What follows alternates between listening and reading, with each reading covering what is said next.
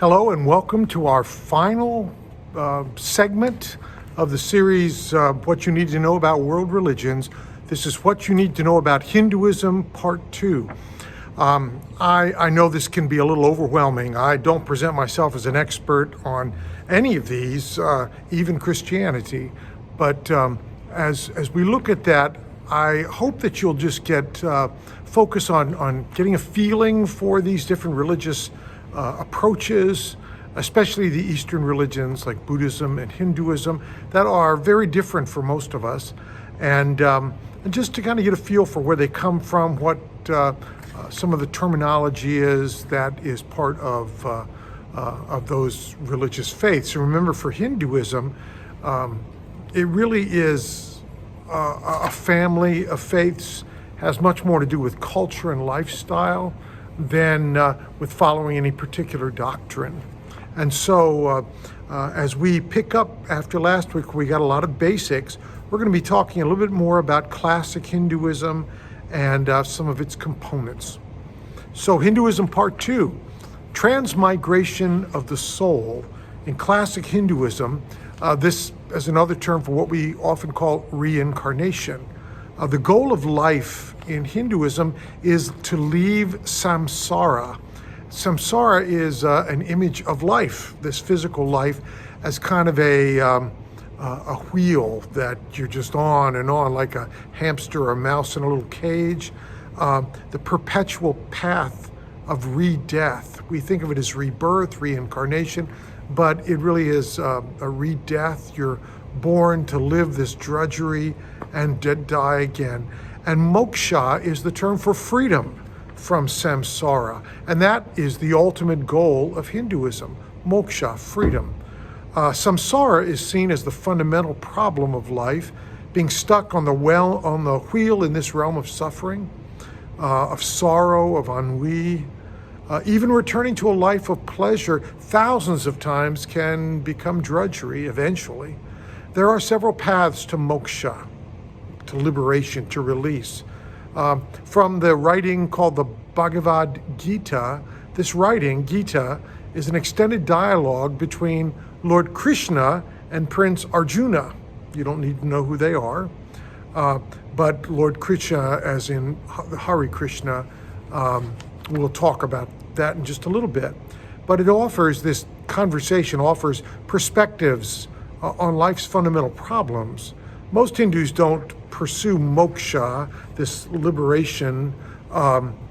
It's very similar to the Buddhist idea of nirvana, okay? If that's helpful.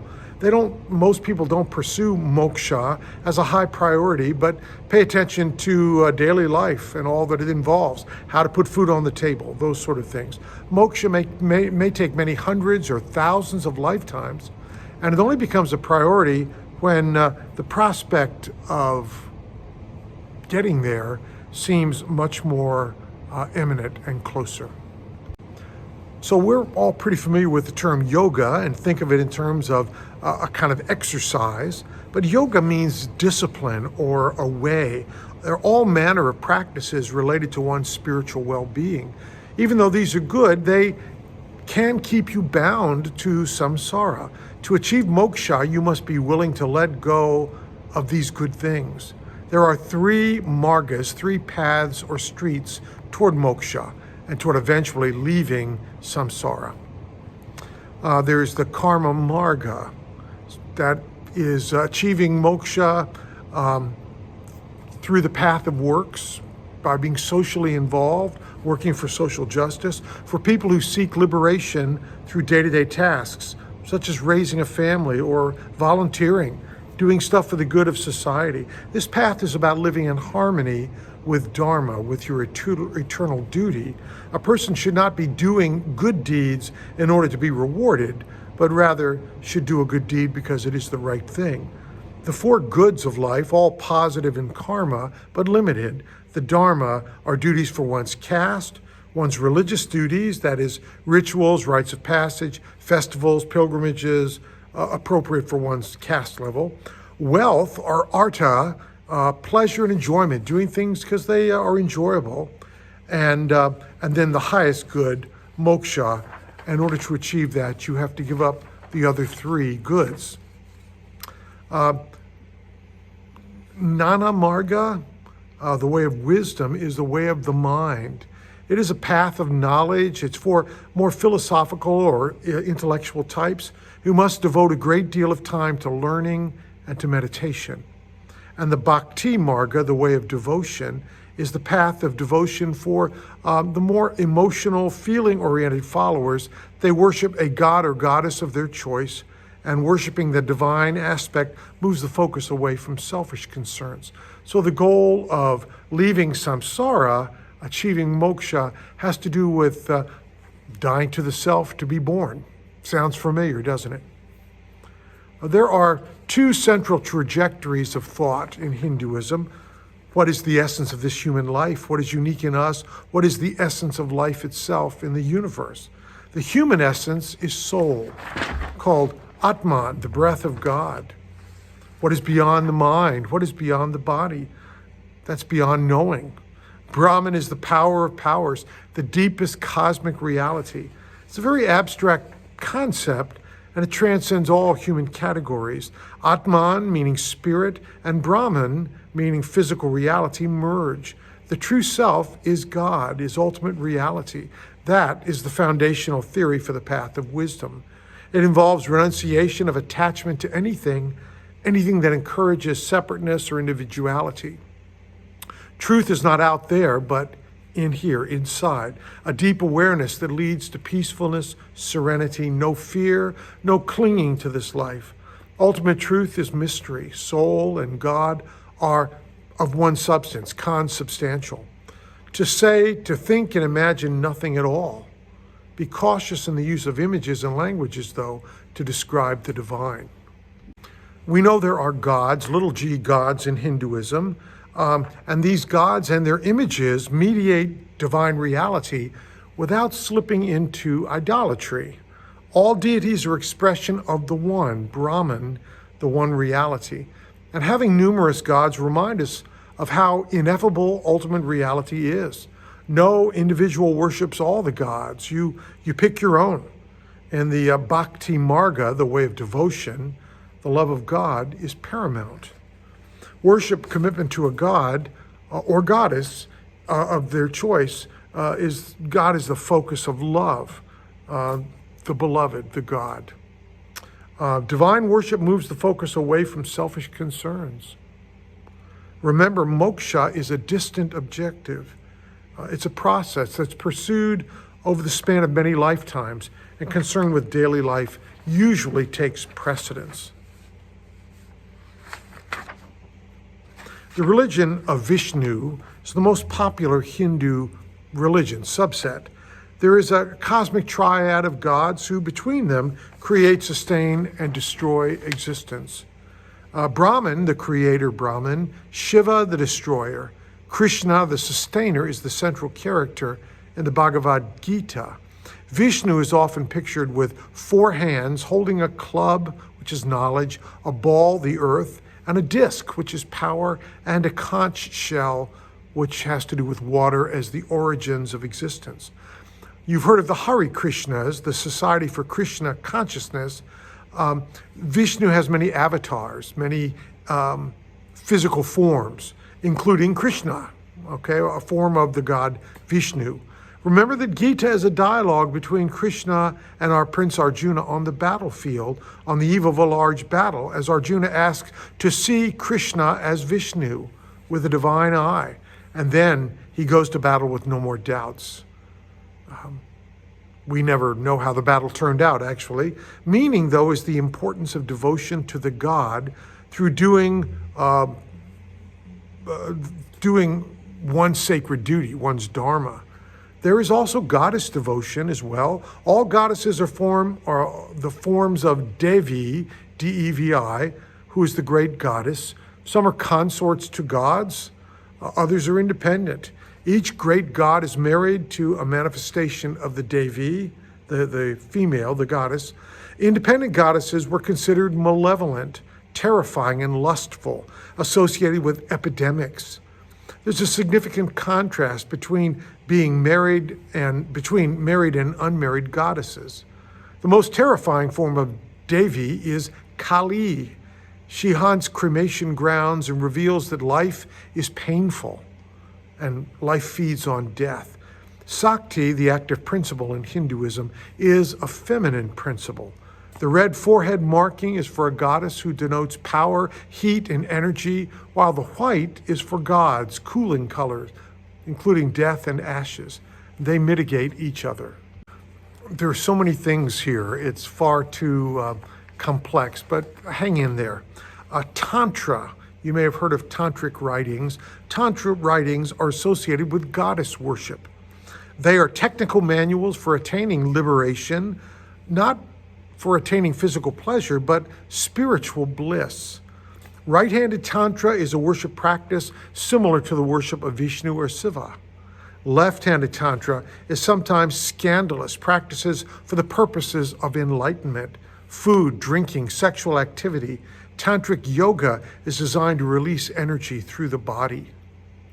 Modern Hinduism is also a continuous struggle with Islam and Western cultures. Most Muslims live in South Asia, Indonesia, Pakistan, Bangladesh, and India. The early Islamic capital was in Delhi, Old Delhi. Islam was mainly in the north. Hinduism and Islam coexisted for centuries. Buddhism did not survive in India, but moved to many other countries. For centuries, Islamic rule in India tolerated Hinduism. There are stark contrasts between Islam and Hinduism. Polytheistic for Hinduism versus monotheistic, staunchly monotheistic for Islam, and cultural as much as religious differences.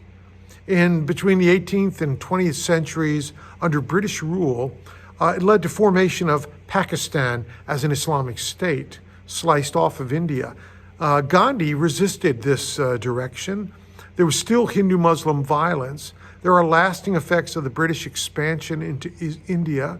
The British favored Hindus over the Muslims because the Hindus were more compliant, more willing to go along. But the British presence changed Hindu society. Western values clashed with Hinduism, such as Western values such as materialism, industrialization, and urbanization. And Hindu reactions to Western influence, the access to wealth, artha, pleasure, enjoyment, kama, these gain more popularity than moksha, the trying to be free. So the pleasure of wealth and all it brought for its own sake was a real temptation to Hindus.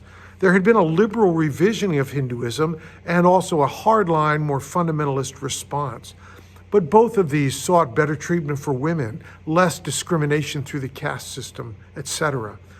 New Hindu movements have been expedited by Western education. Hindus study the Bible. That's been influential. There's been an embracing of monotheism and a distancing from polytheism.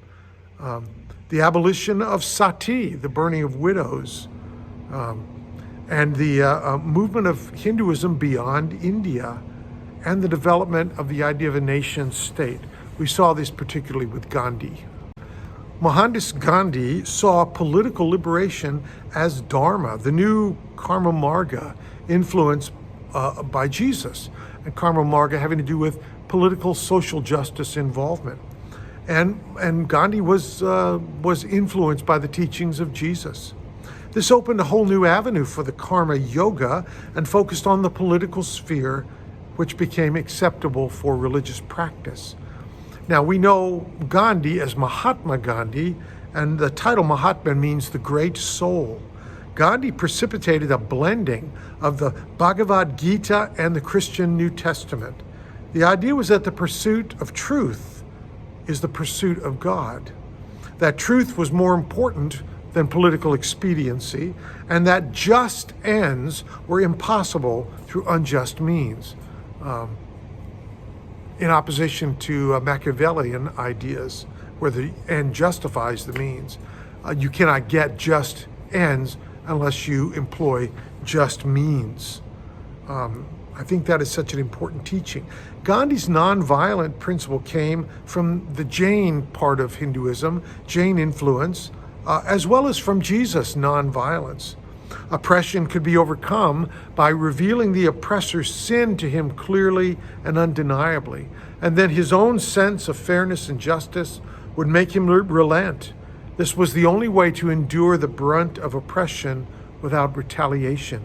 Gandhi was assassinated by a fellow Hindu who felt he had gone too far in his Hindu reinterpretation.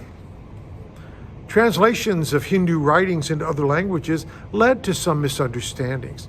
Also, Western visitors who were so interested and came to India saw popular Hindu practices and were repelled by them. The caste system, god and goddess worship, some of the rituals with those. Swami Vivekananda was the first Hindu missionary to the West. He addressed the World Parliament of Religions in 1893 and was well received. Many centers for Hindu study opened in the United States.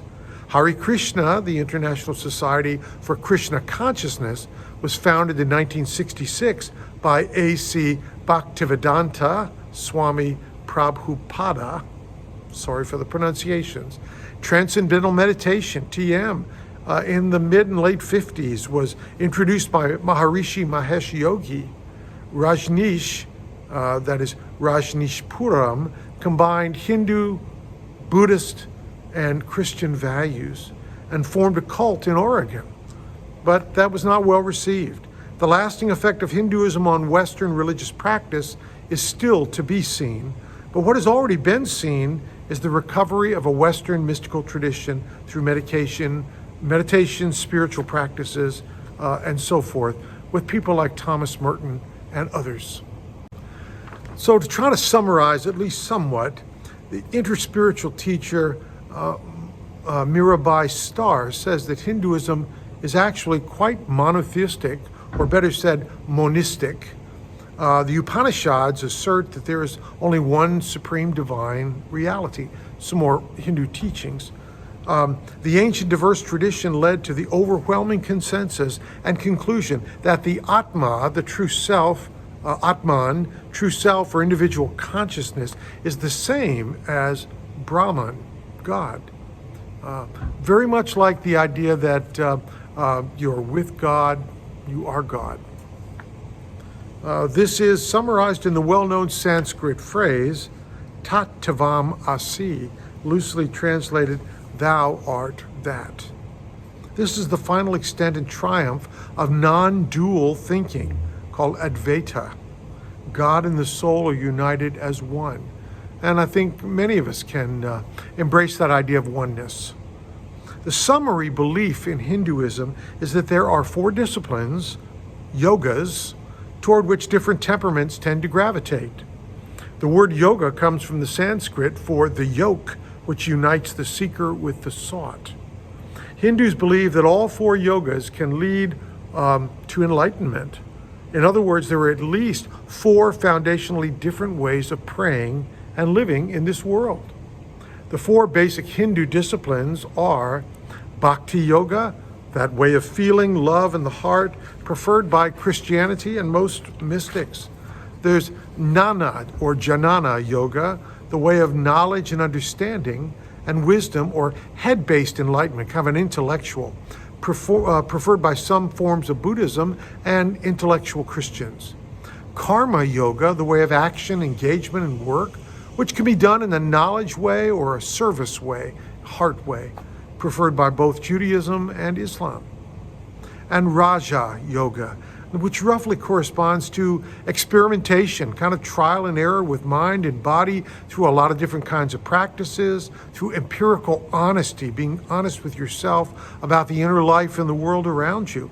Preferred by Hinduism itself. We see this clearly in Gandhi and his experiments with truth, and frankly in Mother Teresa, who was formed by India more than most Catholics probably care to admit.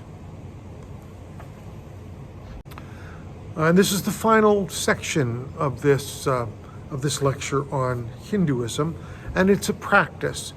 Yaja Yoga is one of Hinduism's 4 paths to enlightenment, and this practice follows 8 sequential steps, including pranayama, which is controlled breathing. Prana is life's force or energy.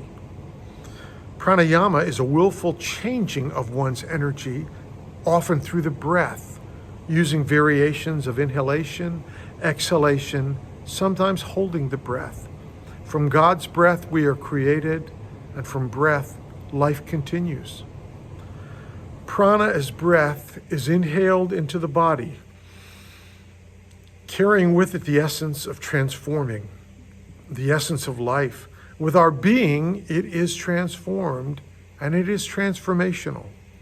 Exhaled, it carries our essence, our unique energetic print, and it's all one breath, in and out. This breath is slow, deep, and deliberate. Focusing on the sound is an effective technique to quiet the mind. It is very helpful in reducing mind chatter and preparing for meditation or relaxation.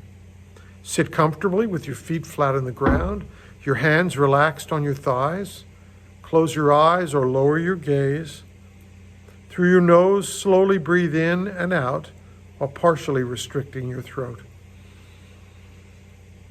It may help to imagine your throat as the size of a straw, and this breath creates an audible sound, at least audible to you. An alternative image is to exhale out through your mouth as if you are fogging a mirror, making a long ha sound. After trying it this way, close your mouth. Repeat the exhalation through your nose. Imagine you are on the shore. The water draws back into the ocean on the exhalation and rolls onto the shore as you exhale. Use your breath and your limitless imagination to hear the ocean's sound. So, this example of meditation, calming of the mind, calming of the body, are part of the practice of yoga. Many ways to find that release, that moksha, which is the goal. I hope this at least has been a helpful insight into Hinduism. And for each of the world religions, the 5 that we have studied, though briefly, Christianity, Judaism, Islam, Buddhism, and Hinduism. As you are on your journey, of your faith journey, I hope that God's real presence will be close to you. May God bless you now and always.